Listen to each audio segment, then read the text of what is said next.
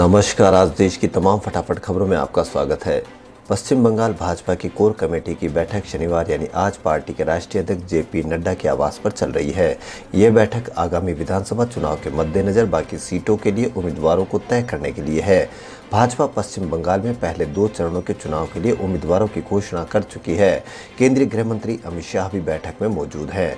बैठक में राज्य इकाई के प्रमुख दिलीप घोष, राज्य प्रभारी कैलाश विजयवर्गीय, वरिष्ठ नेता शुभेंदु अधिकारी और राजीव बनर्जी सहित पश्चिम बंगाल भाजपा के कोर कमेटी के सदस्य शामिल हैं। बीजेपी के पूर्व नेता और केंद्रीय मंत्री रहे यशवंत सिन्हा तृणमूल कांग्रेस में शामिल हो गए हैं। वे आज कोलकाता में तृणमूल कांग्रेस के मुख्यालय में पहुंचे। माना जा रहा है कि वे बंगाल चुनाव में मुख्यमंत्री ममता बनर्जी के राजनीतिक सलाहकार बनेंगे।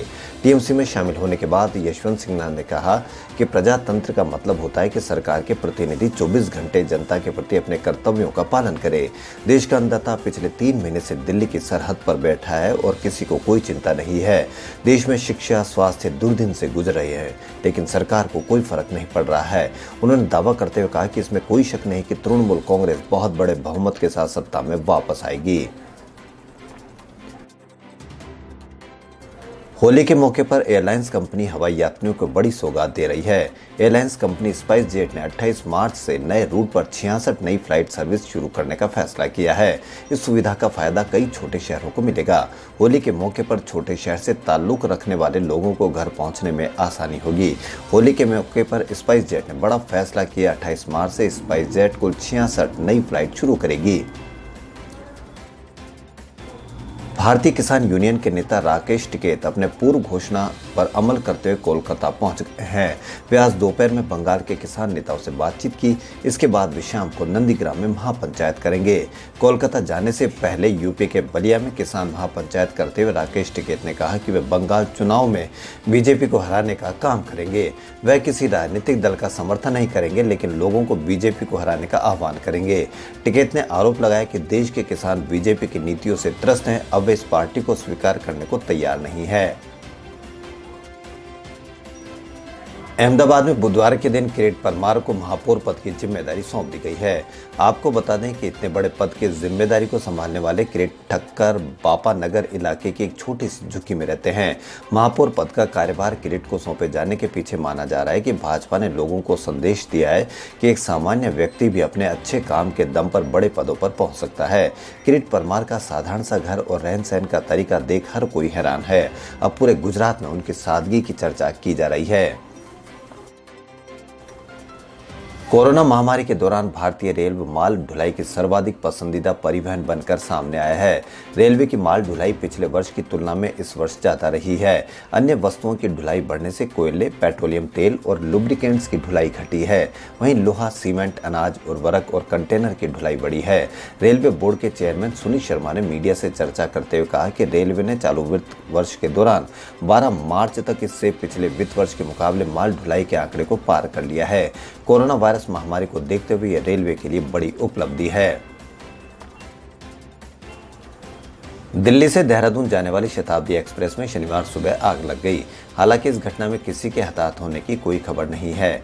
आग लगने का कारण शॉर्ट सर्किट बताया जा रहा है। रेलवे अधिकारियों के मुताबिक यह दुर्घटना दोपहर 12 बजे के बाद रायवाला और कांसरो रेलखंड पर हुई। उत्तराखंड के डीजीपी अशोक कुमार के मुताबिक दुर्घटना में किसी यात्री को नुकसान नहीं पहुंचा है। 02017 अब शताब्दी एक्सप्रेस में हरिद्वार के निकट कांसरो स्टेशन के पास आग लगी। कुछ ही देर में आग ने कोच को पूरी तरह से अपने लपेटे में ले लिया। कोच की खिड़कियों से आग की लपटें उठने लगी। भारत में कोरोना के खिलाफ टीकाकरण ने महाशिवरात्रि पर आंशिक विश्राम के बाद फिर गति पकड़ ली है। महाशिवरात्रि पर 5 लाख डोज दिए गए थे। वहीं इसके अगले दिन यानी शुक्रवार को 4 गुना ज्यादा 20 लाख डोज दिए गए। इसमें भी 11 लाख से अधिक डोज सीनियर सिटीजन को दिए गए हैं। राजस्थान के बाद महाराष्ट्र ने भी 25 लाख डोज का आंकड़ा पार कर लिया है। स्वास्थ्य मंत्रालय के 13 मार्च सुबह 8 बजे तक के आंकड़ों के मुताबिक देश में अब तक वैक्सीन के 2.82 करोड़ डोज दिए जा चुके हैं। बाबा बर्फानी के भक्तों के लिए अच्छी खबर है। श्री अमरनाथ जी श्राइन बोर्ड ने यात्रा की तारीखों का ऐलान कर दिया है। इस बार बैठक में फैसला लिया गया है कि सूत्रों के मुताबिक इस बार यात्रा सिर्फ बालाटाल रूट से कराने का फैसला किया गया है। यात्रा का पारंपरिक रास्ता पहलगाम, चंदनबाड़ी, शेषनाग, पंचतरणी से होकर जाता है। श्री अमरनाथ श्राइन बोर्ड के चेयरमैन और उपराज्यपाल मनोज सिन्हा ने शनिवार को राजभवन में बोर्ड सदस्यों की बैठक ली। इसमें यात्रा के शेड्यूल के साथ ही कई जरूरी मुद्दों पर चर्चा हुई। कई राज्यों में कोरोना संक्रमण की वापसी के कारण यात्रा के दौरान कोविड प्रोटोकॉल का सख्ती से पालन कराया जाएगा। हरियाणा के मुख्यमंत्री मनोहर लाल ने शुक्रवार को बतौर वित्त मंत्री भाजपा जसपा गठबंधन सरकार का दूसरा बजट पेश किया। मुख्यमंत्री मनोहर लाल ने कहा कि वे अपनी सरकार के वर्तमान कार्यकाल के दूसरे बजट को आज़ादी की 75वीं वर्षगांठ और प्रदेश की जनता को समर्पित करते हैं। बजट में 12वीं तक की शिक्षा को फ्री करने के साथ सरकारी स्कूलों में डिजिटल क्लासें बनवाने का ऐलान किया। वहीं राज्य में 3 नए मेडिकल कॉलेज और एक कैंसर विज्ञान केंद्र खोलने की भी घोषणा की। केंद्रीय सड़क परिवहन एवं राजमार्ग मंत्रालय ने प्रस्ताव दिया है कि वह 15 साल से ज्यादा पुराने सरकारी वाहनों के रजिस्ट्रेशन का नवीनीकरण नहीं करेगी। अगर इस प्रस्ताव को स्वीकृति मिल जाती है तो 1 अप्रैल 2022 से ऐसे वाहनों के पंजीकरण का नवीनीकरण नहीं होगा। सड़क परिवहन एवं राजमार्ग मंत्रालय ने इस बारे में नियमों में बदलाव के लिए अधिसूचना जारी कर सभी पक्षों से सुझाव मांगे हैं। इसमें कहा गया है कि एक बार इस प्रस्ताव को मंजूरी के बाद यह नियम केंद्र और राज्य सरकार, केंद्र शासित प्रदेश, सार्वजनिक उपक्रम, नगर निकाय और स्वायत्त निकायों के सभी सरकारी वाहनों पर लागू होंगे। दिल्ली में बढ़ते कोरोना संक्रमण के मामलों पर अरविंद केजरीवाल ने योग्य लोगों को जल्द से जल्द वैक्सीन लगवाने की अपील की है। उन्होंने कहा कि दिल्ली में थोड़े मामले बढ़े हैं। पहले 100 से 125 के बीच मामले आ रहे थे। अभी पिछले कुछ दिनों में 400 से 400 सवा 400 मामले दर्ज हो रहे हैं। उन्होंने कहा कि हम स्थिति पर नजर रखे हुए हैं। फिलहाल अभी कोई घबराने की बात नहीं है। मौत के मामले अभी भी कंट्रोल में है। उन्होंने बताया कि दिल्ली में कभी 1, 2, 3 या 0 मौत या इसी रेंज में मौत दर्ज हो रही है।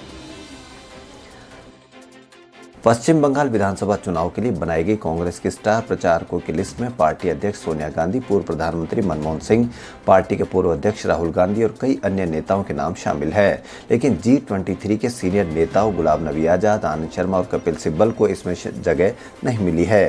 सूत्रों के मुताबिक पार्टी की ओर से 40 स्टार प्रचारकों की जो लिस्ट चुनाव आयोग को सौंपी गई है। बॉलीवुड एक्ट्रेस कंगना रनौत आए दिन अपनी बेबाकी और अपनी आगामी फिल्मों को लेकर सुर्खियों में छाई रहती है, लेकिन अब उनके खिलाफ मामला दर्ज होने की खबर सामने आई है। कंगना रनौत के खिलाफ मुंबई की एक अदालत ने एक राइटर की शिकायत पर मामला दर्ज करने के आदेश दिया। लेखक ने कहा है कि वह अपने अधिकारों के हनन के खिलाफ लड़ाई जारी रखेगी।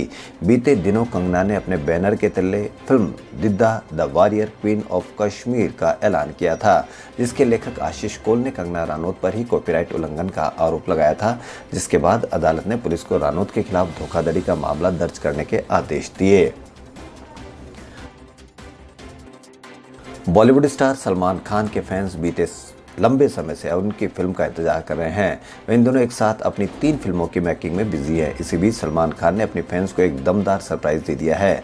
उन्होंने most awaited film Radhe your most wanted भाई की रिलीज डेट का खुलासा कर दिया है। सलमान खान ने एक बार फिर फैंस के साथ किया कमिटमेंट निभाकर उनका दिल जीत लिया है।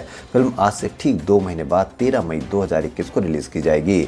सलमान खान ने राधे तेरा मोस्ट वांटेड भाई की शूटिंग पूरी कर ली है। इस फिल्म में उनके साथ दिशा पटानी नजर आने वाली है। खबरों फिलहाल इतना ही। यदि आपको हमारा चैनल पसंद आए तो लाइक, सब्सक्राइब और शेयर अवश्य करें। धन्यवाद।